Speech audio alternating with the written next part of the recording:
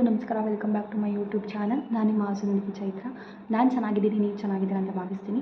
ನಾನಿವತ್ತು ವಿಡಿಯೋ ಮಾಡ್ತಿರೋ ಕಾರಣ ಪ್ರೆಗ್ನೆಂಟ್ ಲೇಡೀಸಲ್ಲಿ BP ಹೆಚ್ಚಾದರೆ ಏನಾಗುತ್ತೆ, ಅದರಿಂದ ಆಗೋ ಸಿಂಟಮ್ಸ್ ಏನು ಪ್ರಾಬ್ಲಮ್ಸ್ ಆಗುತ್ತೆ, ಏನು ಸಿಂಟಮ್ಸ್ ಇರ್ಬೋದು, ಮತ್ತು ಅದರಿಂದ ಮಗುಗೆ ಯಾವ ಥರ ತೊಂದರೆ ಆಗುತ್ತೆ ಅಂತ ಈ ವಿಡಿಯೋ ಮಾಡ್ತಿದ್ದೀನಿ. ನೀವಿನ್ನೂ ನನ್ನ ಚಾನಲ್ನ ಸಬ್ಸ್ಕ್ರೈಬ್ ಮಾಡಿಲ್ಲ ಅಂದರೆ ಸಬ್ಸ್ಕ್ರೈಬ್ ಮಾಡಿ. ಬನ್ನಿ ವಿಡಿಯೋ ಸ್ಟಾರ್ಟ್ ಮಾಡೋಣ. ನಾರ್ಮಲಾಗಿ ನೀವು ಕನ್ಸೀವ್ ಆದರೆ 1.5 ಮಂತ್ ಆಯಿತು.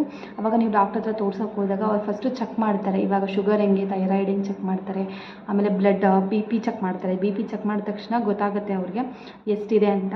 ಇವಾಗ 120/80 ಆ ಥರ ಇದ್ದರೆ ಏನೂ ಪ್ರಾಬ್ಲಮ್ಸ್ ಇಲ್ಲ. 110 ಒಳಗಡೆನೂ ಇರಬಾರ್ದು, ಆ್ಯಂಡ್ 120 ಮೇಲ್ಗಡೆನೂ ಇರಬಾರ್ದು.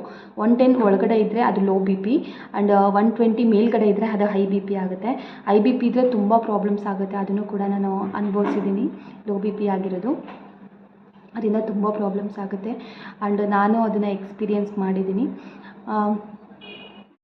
ಪ್ರೆಗ್ನೆಂಟ್ ಎಲ್ಲ ನಾರ್ಮಲ್ ಇರೋರಿಗೆ BP ಇದ್ದರೆ ಯಾವ ಥರ ಸಿಂಟಮ್ಸ್ ಅಂದರೆ ತಲೆ ತಿರ್ಗೋದಿರ್ಬೋದು, ಅವರಿಗೆ ಕಣ್ಣು ಮಂಜು ಆಗೋದಿರ್ಬೋದು, ಸುಸ್ತಾಗೋದಿರ್ಬೋದು, ಆ ಥರ ಪ್ರಾಬ್ಲಮ್ಸ್ ಕಾಣಿಸ್ಕೊಳುತ್ತೆ.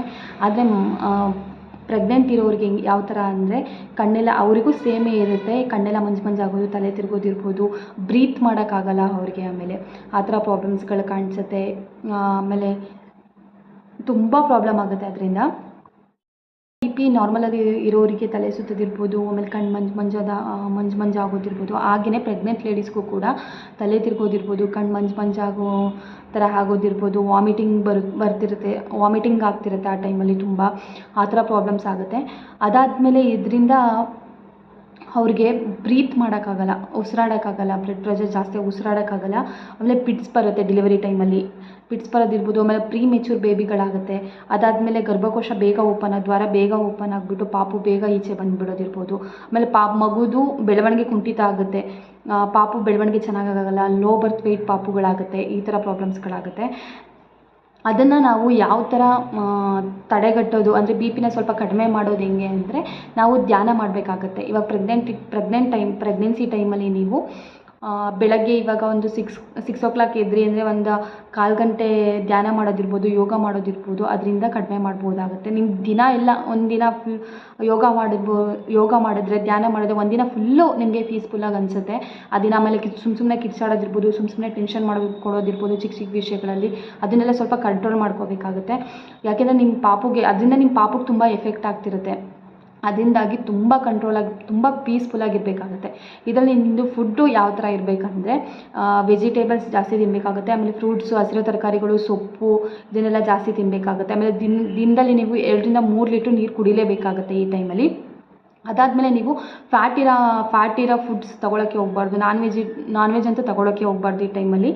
ಅದಾದಮೇಲೆ ನೀವು ಫುಡ್ಡಲ್ಲಿ ಸ್ವಲ್ಪ ಉಪ್ಪು ಕಡಿಮೆ ತೊಗೋಬೇಕಾಗುತ್ತೆ. ಉಪ್ಪು ಕಡಿಮೆ ಅಂದರೆ ಫುಲ್ಲು ಉಪ್ಪೇ ಇಲ್ಲಂಗೆ ತಿನ್ನೋಕ್ಕಾಗಲ್ಲ. ಒಂದು ಮೀಡಿಯಮ್ ಉಪ್ಪು, ಮೀಡಿಯಮ್ ಖಾರ ಆ ಥರ ಊಟ ಮಾಡಬೇಕಾಗುತ್ತೆ ಪ್ರೆಗ್ನೆನ್ಸಿ ಟೈಮಲ್ಲಿ. ಅಯ್ಯೋ ನನಗೆ BP ಇದೆ, ನಾನು ಕೇಳಿದೆ ಡಾಕ್ಟ್ರು, ಅಯ್ಯೋ ನಾನು ಉಪ್ಪೇ ಹಾಕೊಂಡು ತಿಂತಾನೆ ಇಲ್ಲ ಊಟನ, ಆದ್ರೂ BP ಜಾಸ್ತಿ ತೋರಿಸ್ತಿದೆ ನಂದು ಅಂತ ಆ ಥರ ಮಾಡೋಕ್ಕೆ ಹೋಗಬಾರ್ದು. ಎಲ್ಲದೂ ಪಾಪು ಹೋಗ್ತಿರೋದ್ರಿಂದ ಎಲ್ಲದೂ ಮೀಡಿಯಮ್ ಆಗಿರಬೇಕಾಗುತ್ತೆ ಆ ಟೈಮಲ್ಲಿ. ಇವಾಗ ಉಪ್ಪಿಲ್ಲದೆ ತಿನ್ನೋದು, ಖಾರ ಇಲ್ಲದೆ ತಿನ್ನೋದು ಆ ಥರದ್ದೆಲ್ಲ ಮಾಡೋಕ್ಕಾಗಲ್ಲ, ಯಾಕೆಂದರೆ ಲೋ BP ಆಗಿಬಿಡುತ್ತೆ ಆ ಥರ ಮಾಡಿದ್ರೆ.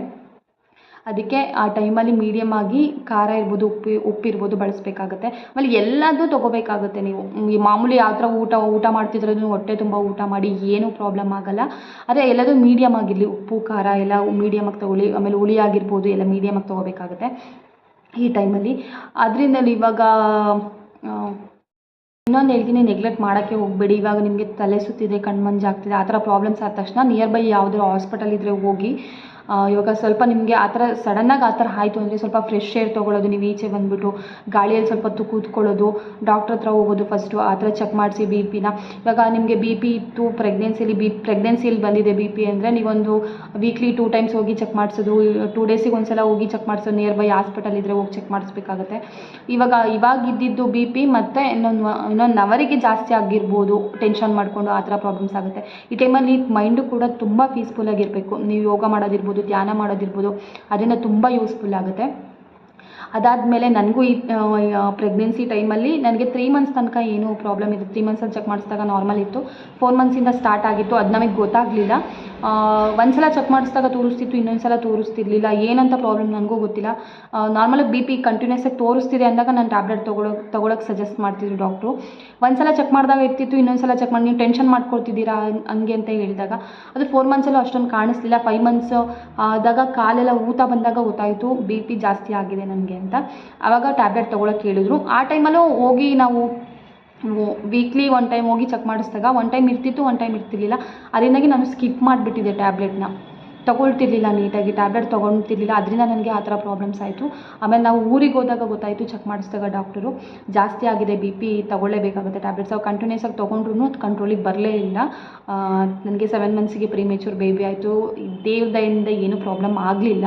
ಹಂಗೇ ಎಲ್ಲರಿಗೂ ಆಗುತ್ತೆ ಅಂತ ಹೇಳೋಕ್ಕಾಗಲ್ಲ. ಅದಕ್ಕೆ ತುಂಬ ಕೇರ್ಫುಲ್ ಆಗಿರಬೇಕು ಪ್ರೆಗ್ನೆಂಟ್ ಟೈಮಲ್ಲಿ. ಲೋ ಬಿ ಪಿ ಇರ್ಬೋದು, ಐ ಬಿ ಪಿ ಇರ್ಬೋದು, ಆ ಥರದ್ದು ತುಂಬ ಪ್ರಾಬ್ಲಮ್ಸ್ ಆಗುತ್ತೆ. ನೀವಂತೂ ತುಂಬ ಕೇರ್ಫುಲ್ಲಾಗಿರಿ ಅಂತ ಹೇಳ್ತಾ ಈ ವಿಡಿಯೋನ ನಾನು ಇಲ್ಲಿಗೆ ಎಂಡ್ ಮಾಡ್ತಿದ್ದೀನಿ. ನೆಕ್ಸ್ಟ್ ವಿಡಿಯೋ ನಾನು ಲೋ ಬಿ ಪಿ ಬಗ್ಗೆ ಮಾಡ್ತೀನಿ. ಈ ವಿಡಿಯೋನ ಇಲ್ಲಿಗೆ ಎಂಡ್ ಮಾಡ್ತಿದ್ದೀನಿ. ನಿಮಗೆ ಈ ವಿಡಿಯೋ ಇಷ್ಟವಾದಲ್ಲಿ ಲೈಕ್ ಮಾಡಿ, ಶೇರ್ ಮಾಡಿ, ಕಮೆಂಟ್ ಮಾಡಿ ಅಂತ ಹೇಳ್ತಾ ಸಬ್ಸ್ಕ್ರೈಬ್ ಮಾಡೋದ ಖಂಡಿತವಾಗ್ಲಿ ಮರಿಬೇಡಿ ಅಂತ ಹೇಳ್ತಾ ಟೇಕ್ ಕೇರ್ ಅಂಡ್ ಬಾಯ್.